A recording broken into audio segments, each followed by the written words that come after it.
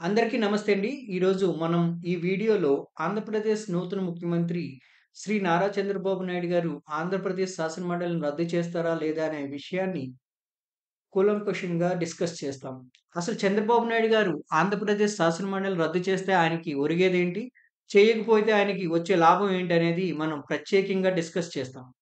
ఆ వీడియోలోకి వెళ్ళే ముందు మనం ఆంధ్రప్రదేశ్ శాసనమండలిలో జరిగిన హిస్టరీ గురించైతే బ్రీఫ్‌గా డిస్కస్ చేద్దాం.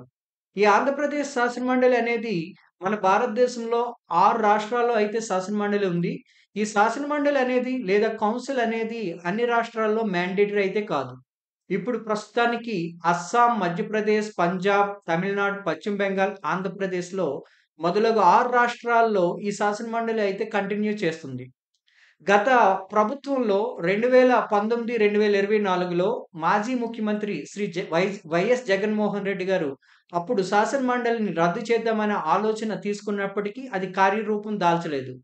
అప్పుడు ఆయన ఆ కార్యరూపం దాల్చలేకపోవడం వలన అమరావతి మళ్ళీ రిటైన్ చేయగలిగారని అందరూ అనుకుంటున్నారు. అసలు ఈ చంద్రబాబు నాయుడు గారికి ఈ ఆలోచన ఎందుకు వచ్చిందంటే, ఇప్పుడు ప్రస్తుతం ఆంధ్రప్రదేశ్ శాసన మండలిలో 38 మంది అయితే వైఎస్ఆర్‌సీపీ ఎమ్మెల్యేలున్నారు. తెలుగుదేశం పార్టీకొచ్చేటప్పటికి కేవలం 8 మందే ఉన్నారు. ఏ బిల్ అయినా పాస్ అవ్వాలి అంటే శాసనసభలో అయితే నారా చంద్రబాబు నాయుడు గారికి మరియు జనసేన మరియు బీజేపీ కలిసి వచ్చిన 165 సీట్ల వలన 164 సీట్ల వలన ఎటువంటి బిల్ అయినా పాస్ అయిపోతుంది. అదే శాసన మండలిలో అయితే ఈ బిల్ పాస్ అవ్వడం చాలా కష్టం. ఎందుకంటే శాసన మండలిలో బిల్ పాస్ అవ్వాలంటే వారికి తగినంత మెజారిటీ లేదు. అందువలన నారా చంద్రబాబు నాయుడు గారు ప్రవేశపెట్టే ఎటువంటి బిల్లులైనా ఉదాహరణకి రాజధాని అమెండ్‌మెంట్ అయినా ఇది కార్యరూపం దాల్చదని నారా చంద్రబాబు నాయుడు గారు ఎట్టి పరిస్థితుల్లోనైనా శాసన మండలిని క్యాన్సెల్ చేద్దామనుకుంటున్నారు. అసలు ఈ శాసన మండలి క్యాన్సెల్ చేయడానికి ఏంటి ప్రాసెస్ అనేది తెలుసుకోవాలనుకుంటే అసలు శాసన మండలి క్యాన్సెల్ చేయాలంటే ముందు శాసనసభలో ఆ బిల్ పాస్ అవ్వాలి. ఎట్ ఎటు ఎటు తెలుగుదేశం పార్టీకి, బీజేపీ పార్టీకి, జనసేన పార్టీకి ఉమ్మడంగా 164 సీట్లు ఉండడం వలన ఆ బిల్లు శాసనసభలో అయితే పాస్ అయిపోతుంది. శాసన మండలికొచ్చేటప్పటికి తెలుగుదేశంకి తగినంత సపోర్ట్ లేకపోవడం వలన ఆ బిల్ అయితే పాస్ అవ్వకపోవడం వలన మరలా ఇది శాసనసభ వెనక్కి పంపిస్తుంది. శాసనసభ మళ్ళీ దాన్ని రీ రీడిజైన్ చేసి ఏదైనా అవసరం అనుకుంటే లేదంటే రీథింక్ చేసి ఏదైనా అవసరం అనుకుంటే మరలా శాసన మండలికి పంపిస్తుంది. రెండోసారి శాసన మండలి కంపల్సరీగా గవర్నర్ గారి పర్యవేక్షణలో ఆ బిల్ అయితే ఆమోదం చెందవలసుంటుంది. కానీ ఈ ప్రాసెస్‌కైతే కొద్ది టైం పడుతుంది. అట్లాగే ఇప్పుడు శాసన మండలి క్యాన్సెల్ చేయాలంటే ఈ బిల్లు ఎట్టి పరిస్థితుల్లోన శాసన మండలి, శాసనసభల్లో పాస్ అయిపోయాక దాన్ని భారతదేశంలో అత్యున్నత లోక్‌సభ, రాజ్యసభలకి పంపిస్తారు. లోక్‌సభ, రాజ్యసభతో పాటు రాష్ట్రపతి కూడా ఆ బిల్లుని శాసన మండలి క్యాన్సలేషన్ బిల్‌ని ఆమోదించవలసి ఉంటుంది. ఇదంతా ఏంటంటే మళ్ళీ లోక్‌సభ, రాజ్యసభకొచ్చేటప్పటికి చంద్రబాబు నాయుడు గారు, మోడీ గారి సహాయక సహకారాలు తీసుకోవాలి. ఈ ప్రాసెస్ కంప్లీట్‌గా జరగడానికి అట్‌లీస్ట్ 2-3 ఇయర్స్ అయితే పట్టేస్తుంది. ఈ 2-3 ఇయర్స్ టైం పట్టే బదులు చంద్రబాబు నాయుడు గారికొచ్చే వేరే ఆలోచన ఏంటంటే, ఆంధ్రప్రదేశ్‌లో ఎటూ 40 ప్లస్ సీట్లయితే ఉన్నాయి. 40 ప్లస్ అయితే ఎమ్మెల్సీ సీట్లున్నాయి కనుక, ఈసారి చాలా మందిని అకామోడేట్ చేయలేకపోయారు. చాలా మంది ఎమ్మెల్యేలకి టికెట్ ఇవ్వలేకపోయారు. ఉదాహరణకు పిఠాపురం నుండి గెలిచిన పవన్ కళ్యాణ్ గారి జనసేన సీటు అది పూర్వం వర్మ గారి తెలుగుదేశం పార్టీ సీటు. ఆ వర్మ గారికి ఆ పరిస్థితిలో అప్పటి టైంలో అయితే చంద్రబాబు నాయుడు గారు ఎమ్మెల్సీ ఇస్తానని ప్రామిస్ చేశారు. ఇలా కొందరు నాయకులనైతే అకామోడేట్ చేయడానికి శాసనమండలి అయితే ఉపయోగపడుతుంది. ఏ అధికార పార్టీకైనా. సో, ఈ ఒక రకంగా ఆలోచిస్తే చాలా మందిని అకామోడేట్ చేయడానికి, లేదంటే పదవులివ్వడానికి, లేదంటే ఎమ్మెల్సీలివ్వడానికి చంద్రబాబు నాయుడుకి ఈ శాసనమండలి అయితే ఉపయోగపడుతుంది. అందుకే చంద్రబాబు నాయుడు గారు ఎటువంటి డెసిషన్ తీసుకోవడానికి చాలా తర్జన భర్జన పడుతున్నారు.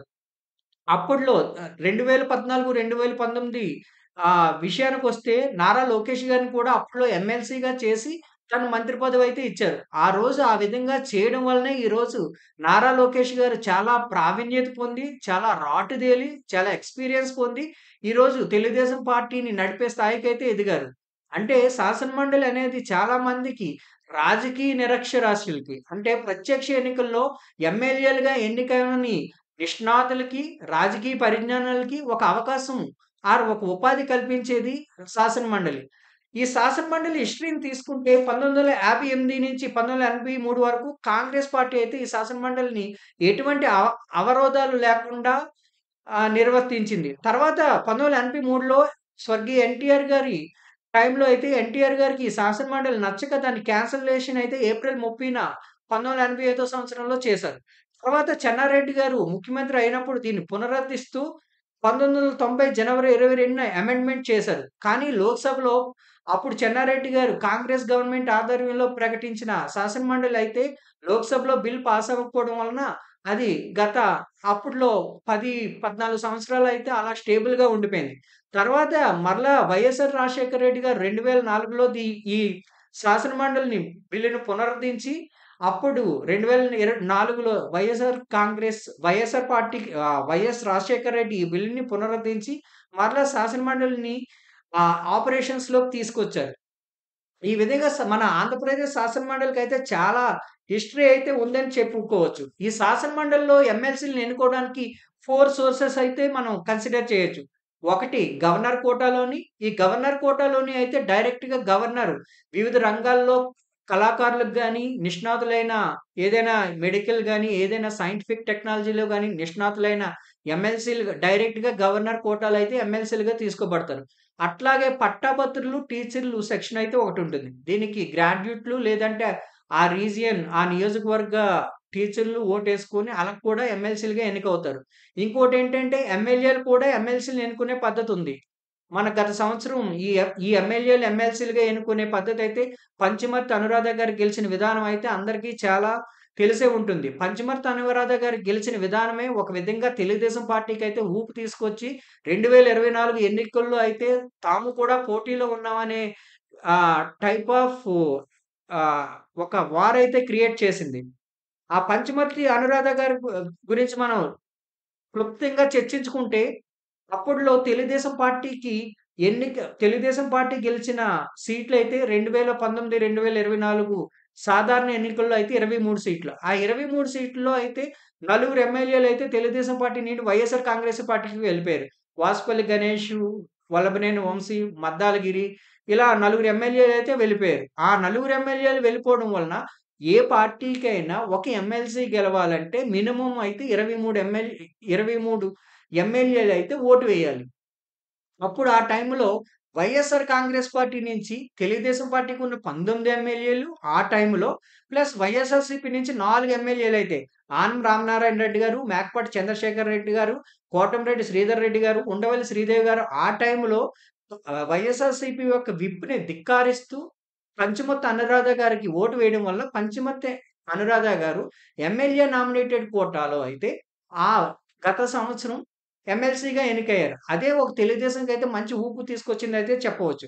ఈ విధంగా ఇంకొక కోటా ఏంటంటే ఎమ్మెల్యేలు, గ్రాడ్యుయేట్లు, టీచర్స్, ఎం ఆహ్, గ గవర్నర్ కోటా. ఇలా అయితే మనం ఎమ్మెల్సీనైతే ఎన్నుకుంటాం. ఎమ్మెల్సీల యొక్క స 6 సంవత్సరాలు వీళ్ళకి పదవీ కాలం. ఈ పద ఈ ఈ విషయాలను కన్సిడర్ చేసి అయితే ఒక విధంగా ఏదైనా పార్టీకి రాజకీయ పునరావాసం కల్పించాలంటే శాసనమండలి అయితే ఇప్పుడు ప్రస్తుత పరిస్థితుల్లో ఒక ఆప్షన్ అని చంద్రబాబు నాయుడు గారు ఆ విషయంలో అయితే చాలా ఆలోచిస్తున్నారు. అసలు మనం డేటా తీసుకుంటే ప్రస్తుతం వైఎస్ఆర్‌సీపీకి ఉన్న ఎమ్ ఎమ్మెల్సీలు 38 మంది ఎప్పుడు రిటైర్డ్ అయిపోతారు. ప్రస్తుతం 2021, 27 సంవత్సరానికైతే 2027లో వైఎస్ఆర్‌సీపీ నుంచి ఆల్‌మోస్ట్ 18 మంది ఎమ్మెల్సీలయితే రిటైర్డ్ అయిపోతున్నారు. అంటే దీనికి ఇంకా మనమైతే ఇంకొక 3 సంవత్సరాలయితే వెయిట్ చేయాలి. 2023, 2029లో అంటే 2029కి రిటైర్డ్ అయ్యే ఎమ్మెల్సీల సంఖ్య అయితే 17. అట్లాగే 2020, 2026లో రిటైర్డ్ అయ్యే ఎమ్మెల్సీల సంఖ్య ఇద్దరు. అట్లాగే 2022, 2027 తీసుకుంటే రిటైర్డ్ అయ్యే ఎమ్మెల్సీల సంఖ్య 1. అంటే చంద్రబాబు నాయుడు గారు శాసనమండలిని క్యాన్సెల్ చెయ్యాలన్నా అదొక 2-3 సంవత్సరాల సమయం పడుతుంది. అట్లాగే ఈ ఎమ్మెల్సీని క్యాన్సెల్ చేయకుండా శాసనమండలిని యాజ్ ఇట్ ఈస్‌గా వదిలేసినా మరో 3 సంవత్సరాల్లో ఇమ్మీడియేట్‌గా వైఎస్ఆర్‌సీపీ నుంచి అయితే ఒక 18 మంది ఎమ్మెల్సీలు, అట్లాగే నెక్స్ట్ 2 ఇయర్స్‌లో మరొక 17 మంది ఎమ్మెల్సీలు పదవీ కాలం ముగిసిపోవడం వలన చంద్రబాబు నాయుడు గారు ఎటువంటి రిస్క్ తీసుకోకుండా ఇప్పటికైతే 2 సంవత్సరాలకైతే పాలనలో ఎటువంటి బిల్లులనైతే అంటే మెయిన్‌గా అయితే అమరావతి అమెండ్మెంట్ బిల్లునే. ఎందుకంటే అమరావతి బిల్లుని ఈసారి చాలా స్ట్రాంగ్‌గా, కన్‌స్ట్రక్టివ్‌గా ఇదే ఆంధ్రప్రదేశ్ రాజధాని అనే బిల్లుని అమెండ్మెంట్ చేయాలైతే చంద్రబాబు నాయుడు గారు చాలా కఠోర దీక్షతో ఉన్నారు. ఎందుకంటే అది గాని చేయకపోతే మరలా ఆంధ్రప్రదేశ్‌లో 2029లో ఇన్ కేస్ జగన్మోహన్ రెడ్డి మరలా అధికారంలోకి వస్తే మరలా ఆయన 3 రాజధానుల నినాదాన్ని తేడానికి గ్యారంటీ లేదు. అందుకే ఎటువంటి డెవలప్‌మెంట్‌లో ఏంటంటే కన్‌స్ట్రక్టివ్ డెసిషన్ మేకింగ్ అనేది చాలా ఇంపార్టెంట్. ఏ ఇండస్ట్రియలిస్ట్ అయినా ఒక ఆంధ్రప్రదేశ్‌లో గాని, ఏ స్టేట్‌లో అయినా ఇన్వెస్ట్‌మెంట్‌లు చేయాలంటే ఆ రాజధాని క్యాపిటల్ అనేది కన్‌స్ట్రక్టివ్‌గా ఉందా? సింగిల్ క్యాపిటల్ ఉందా? రాజకీయ ఒడిదుడుకులు ఏమైనా ఉన్నాయా? లేదంటే సుపరిపాలన ఉందా? ఇలాంటి విషయాలు చూస్తారు కనుక చంద్రబాబు నాయుడు గారు ఆంధ్రప్రదేశ్ డెవలప్‌మెంట్‌కి పూనుకున్నారు కనుక, ఆయన డెవలప్‌మెంట్ చేస్తారనే నమ్మకం ప్రజల్లో ఉంది కనుక 2024లో హ్యూజ్ మెజారిటీ ల్యాండ్‌స్లైడ్ విక్టరీనైతే తెలుగుదేశం పార్టీకైతే ఆంధ్రప్రదేశ్ ప్రజలు ఇచ్చారు కనుక, వారి వారు ఓ వారు వేసిన ఓట్లని ఆంధ్రప్రదేశ్ ప్రజల మనసులో కోరికని చంద్రబాబు నాయుడు గారు తప్పనిసరిగా గౌరవించి, ఈ విషయంలో చాలా కీలక నిర్ణయం తీసుకొని, ఆంధ్రప్రదేశ్ శాసనమండలి రద్దు వల్ల వచ్చే బెనిఫిట్సు, రద్దు చేయకపోవడం వల్ల వచ్చే బెనిఫిటు, ఆయన రాజకీయంగా ఆలోచిస్తారా? లేదంటే ప్రజల యొక్క సంక్షేమం గురించి ఆలోచిస్తారా? అనేది చంద్రబాబు నాయుడు గారు తీసుకునే డెసిషన్ పైనే ఉంటుంది. Thank you for watching this video. If you like this video, please like, share and subscribe. Thank you.